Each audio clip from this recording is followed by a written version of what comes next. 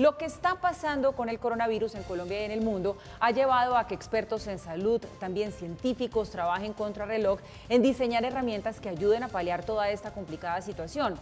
Pues en el Hospital El Tunal, aquí en Bogotá, adquirieron unos cascos especiales que evitan, dicen los expertos en algunos casos, que tenga un paciente que se está afectando por COVID-19 de forma grave, que llegar a ese proceso de ser intubado. John Parra es el director de la Unidad de Cuidados Intensivos justamente del Hospital El Tunal en Bogotá y está con nosotros para que nos cuente de qué se trata esta nueva herramienta que estaría empezando a utilizarse en la capital del país. Doctor Parra, buenos días, gracias por estar con nosotros. Buenos días, ¿cómo están? Saludos a todos en el estudio. Bueno, Mire, la doctor, idea es, sí, déjeme describo un poquito a los televidentes porque estaba observando aquí de qué se trata esta herramienta de la que vamos a hablar. La estaba viendo y estamos hablando de unos cascos que son como los que usan los astronautas, son transparentes, vienen conectados como a un tubo delgado que a simple vista se ven sencillos, fáciles de usar y sin duda menos traumáticos que una intubación. ¿De dónde salieron estos cascos y cómo funcionan?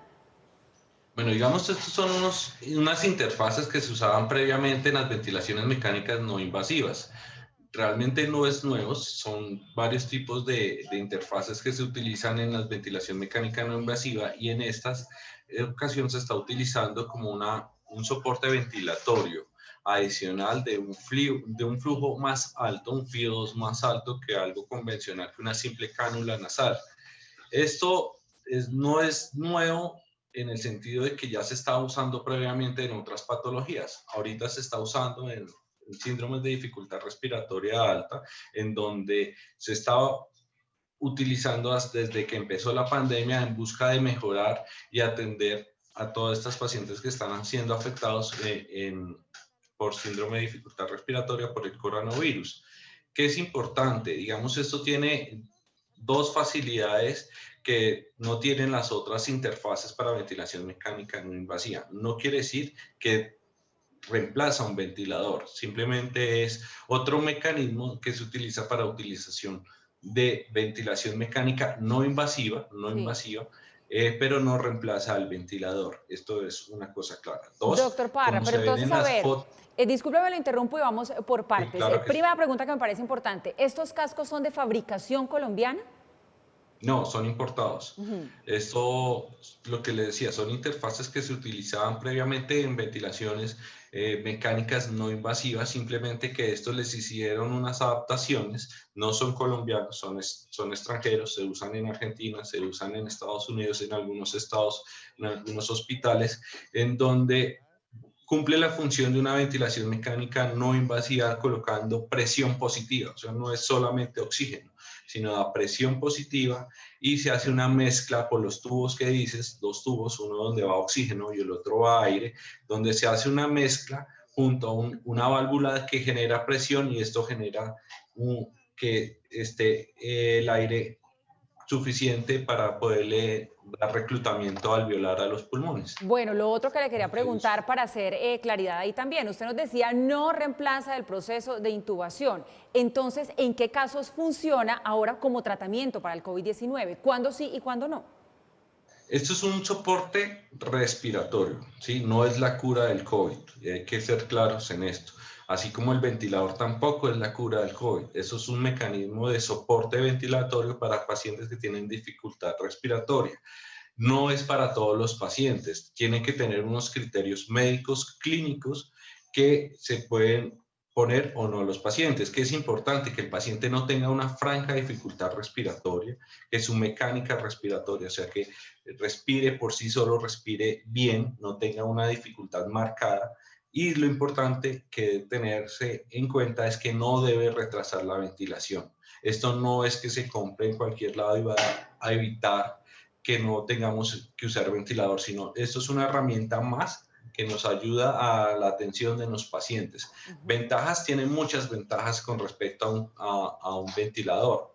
El uso de no tener relajantes musculares ni de sedación, porque pues un paciente con ventilación mecánica tiene que estar sujeto a un mecanismo de medicamentos, de relajantes, y estos generan de una u otra forma algún efecto secundario en el cuerpo. Muchas veces el COVID, aparte de que resuelve su enfermedad después de sus 14 a 21 días, nos va a generar que va a tener complicaciones adicionales como el desacondicionamiento físico, Sí. el delirium. Si usted evita todo esto usando estos mecanismos, va a salir más rápido de una unidad de cuidados intensivos, pues vamos a tener menos complicaciones secundarias al uso de ventilación mecánica Doctor invasiva Parra, convencional. sobre eso le quería preguntar. En el Hospital El Tunal adquirieron 12 de estos cascos. Ya todos los están usando y ya podrían entregar como un reporte estadístico acerca del porcentaje de efectividad, de tiempos de recuperación que está teniendo el uso de estos cascos. Realmente quisiéramos tener eso para decir esta es la panacea, esta sería lo mejor, pero desafortunadamente para tener un estudio grande o son años, no es fácil. Esto lo hemos visto durante toda la pandemia en donde empezamos a usar ivermectina, empezamos a usar dióxido de cloro y pues todo no ha salido como quisiéramos, sí, hay unos efectos benéficos, otros no, pero realmente todavía es muy pronto para decir que es suficiente con esto. Sí es claro que hay un gran porcentaje en donde los pacientes han salido adelante, pero también hay otro porcentaje que nos ha tocado tal vez por más indicadores, por tipo del tiempo en el que se colocó, que no nos ha dicho es 100% seguro. Realmente en medicina no hay nada 100% seguro, pero digamos sí nos han demostrado que algún tipo de pacientes nos ha presentado algo, un efecto benéfico que con la ventilación mecánica invasiva convencional. Entonces, es importante aclarar que en este momento no es el 100% de todos los pacientes que se deben utilizar, sí es un porcentaje mínimo, pero ese porcentaje mínimo estamos evitando todos los efectos secundarios que tiene el estar usando ventilación mecánica normal, sí, por Doctor todo lo Parra, que le había dicho. Claro que sí. usted nos decía ahora, doctor Parra, que estos cascos se vienen usando desde hace mucho tiempo para otras patologías. ¿Para cuáles?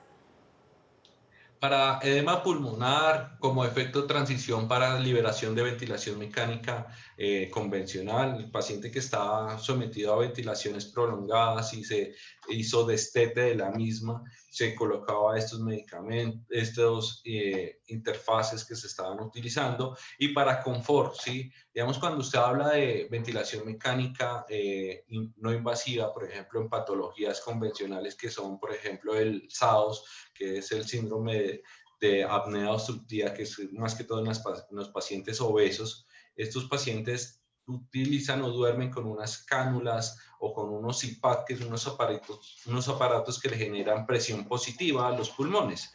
Estos hay diferentes interfaces, hay unas que son toda la cara, se llaman total face, o son cánulas pequeñas pegadas a unos tubos que van a la máquina que genera, que son portátiles. Digamos, todo esto son varios tipos de interfaces que se utilizaban para la ventilación mecánica no Sí. invasivas. Estos iban sujetos a un circuito y a una máquina. A estos ahorita lo que tenemos a diferencia de los otros es que es una mezcla de aire y oxígeno que no van sujetos a una fuente grande, de un mecanismo grande, sino es simplemente aire y oxígeno que eso lo tienen en Claro. cualquier red hospitalaria.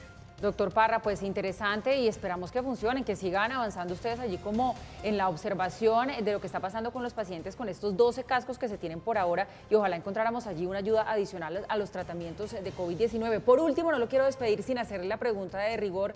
Doctor Parra, ¿cómo está la ocupación de UCI para COVID-19 allí en el Hospital El Tunal hoy?